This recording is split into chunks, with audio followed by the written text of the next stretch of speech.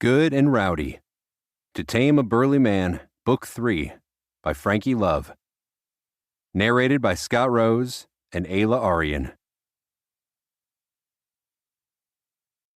1. Carter. The fuck, man? Here we go again. My older brother is often lecturing me about anything and everything for the third time this month. I have to drag you out of the drunk tank again? Who did you punch this time? We're riding back to the Rowdy ranch in his truck. Cash is strangling the wheel with his grip, just like he always does when he picks me up from the local jail. Only people who deserve it. Some out-of-towner giving Mitch shit about his beer not being the perfect temperature. Yeah, but was punching him in the face really the solution, Carter? Telling him to piss off didn't work, so I just went right to what would. He shakes his head. Goddamn, you drive me batty, brother. No one else is on a first-name basis with the sheriff like you are. Clyde gets that I do what I do with good reason. He only arrests me because it is technically illegal. I'm real good at getting them to not press charges. Saying you got the sheriff on your side isn't making you out to be a better person, Carter. Cash anxiously runs his hand through his hair. I don't know how much longer I can keep hiding your bullshit from Dad. I don't want to make his life any more hellish than it already is. I grunt. I don't like pissing off Dad. He was never the type to beat us or anything, but the guy can look at you and make you feel far worse than an ass-kicking ever could. Whatever. Just get me home. I have an appointment I gotta make. If you have appointments to make, shouldn't you prepare for them by not getting arrested the day before? I ignore him and stare out the window. I don't know what's going on with me anymore. It's a bit of, what's that fancy French word for the advanced level of boredom? Ennui? Life's been just something or other. I sort of floundered through high school. I was depressed as hell, which I guess is understandable since I lost my mother around that time. I had no ambitions for a career. I was content with just being a good hand at the Rowdy family ranch, helping Cash out in the field. My other brothers all had goals. Nelson went off to college, Williams had his machines, Jennings had ambitions of something showier. I had none of that. I had drinking, a whole lot of it. The past half-decade of my life has been incredibly dull, and I've been looking for some outlet. Mostly, that comes in the form of fights. I find someone who deserves it, I either smack them down unopposed, or I get into a scuffle. Either way, I've slept in rougher places than the drunk tank. Women, hunting, fishing, they'll do nothing for me. I've tried it all, looking for a way to fill the hole in my life. We pull up to the ranch house. I get out without a word. I worry about you, man, Cash says from the truck. You've got some issues. I want to help you, but I can't if you don't open up. Not your problem, Cash. You're my brother. You are my problem. I'd rather you speak up now than us catch you fighting a literal bull again just because you're out for a thrill. One slip up and you got a horn through your gut doing that. I'd do that one time, I say as I march away, and I never ever hear the end of it. I head into the family home and get right to the shower. I'm not lying about having an appointment to make. In the past few years, I've found one thing that brings me a little joy. Something that I'm honestly kind of embarrassed about. It's not something that I'd be open to telling my brothers about, let alone anyone else who knows me. I clean myself up, a proper shave, fresh clothes, button-down shirt to go with my jeans, boots on. Cash eyes me as I walk out the door of the house. The way I'm dressed isn't what people usually expect when they see someone who just got out of the drunk tank. The Landons, though, are a whole lot more proper than us rowdies. They expect you to be a gentleman when you show up at their church, whereas the rowdies don't generally give much of a shit how they're dressed, no matter where they're going. As long as you're wearing clothes, any clothes at all will do the trick. I know this personally from an incident that I will not elaborate on further. Dolly Dean was my mother.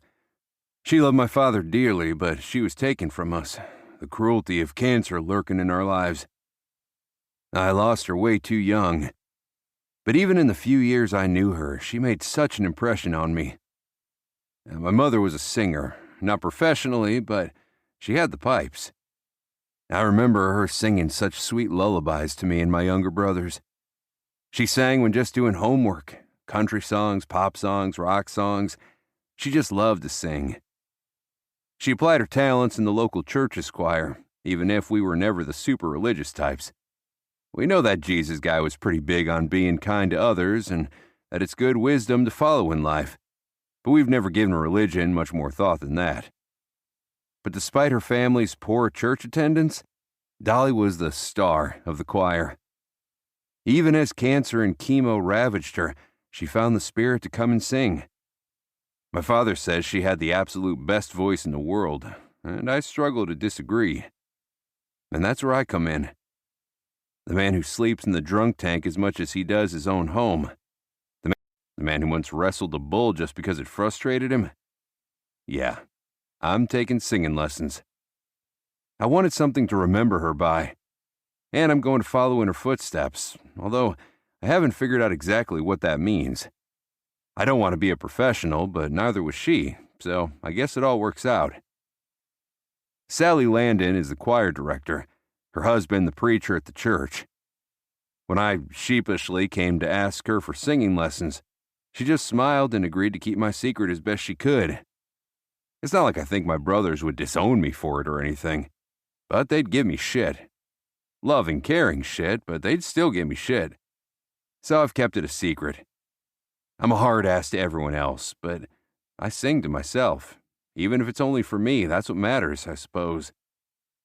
Each of us rowdy men have our own way of remembering Dolly, and this is just mine. I throw on my helmet, hop onto my bike, and head on over. It's not a long trip.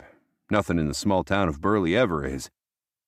The Landons have a nice little house, one as old as ours. I step off my bike and head to the door, ringing the bell and patiently waiting. The door opens and I'm greeted with one of the things that keeps me motivated to keep coming to these singing lessons. Cadence Landon. She smiles her gorgeous smile at me with huge blue eyes. Her shapely body is covered by a white dress that does so little to hide her massive tits and hourglass figure. "Carter, you're early," she says, surprised. "My mom's not back yet. She had to go into the city and texted to say traffic's been a nightmare." That's a shame, I say. Cadence usually isn't home during my lessons, but I've been at this enough that I've gotten to see plenty of her, and seeing her is quite nice indeed. Of course, despite that, I'd prefer it if I didn't see her. I don't trust myself around a girl like her. She's temptation on two legs. She's the preacher's daughter, and she inspires dirty thoughts inside of me.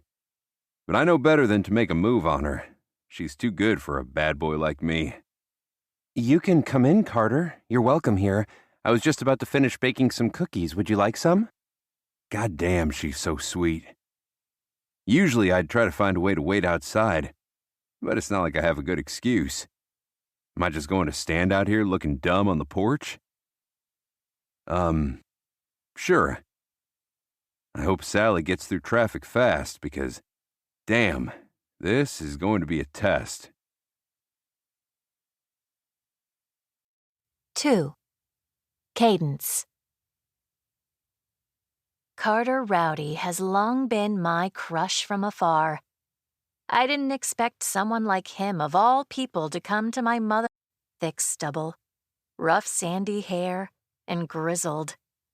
He has tattoos he's covering, and I'm curious to know what they are, but I only get looks here and there when his sleeve rides up his arm. Of course, he's a few years older than me, and for a lot of the time I've been aware of him, he's been north of 18 while I've been south of it.